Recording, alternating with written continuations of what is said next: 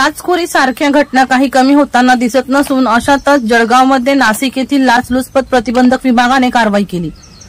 जळगाव येथील Bhaichand Hirachand Raisoni multi state को operative credit सोसायटीच्या जळगावातील अवसायकासह वसुली अधिकाऱ्याला 1.5 लाख रुपयाची लाच स्वीकारताना 3 सप्टेंबर रोजी सायंकाळी अटक केली।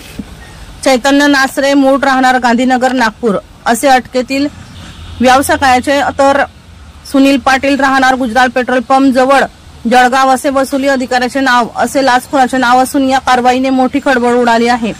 या घटनेबाबत असे की तक्रारदार याची आई व मोठा सख्खा भाऊ यांनी भाईचंद हिराचंद रायसोनी मल्टी स्टेट को ऑपरेटिव्ह क्रेडिट सोसायटी असे वसुली अधिकाऱ्याचे नाव असे लाचखोराचे नाव असून या कारवाईने मोठी खळबळ उडाली आहे।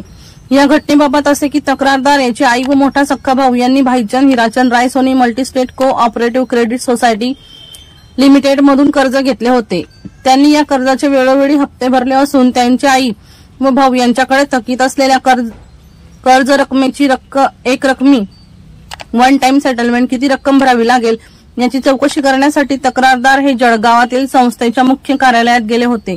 मंगळवारी सायंकाळी तक्रारदाराने रक्कम दिली व लागलीच एसीबीने दोघांना अटक केली। वर्षा लोहार यांचा रिपोर्ट V1 लाईव्ह जळगाव।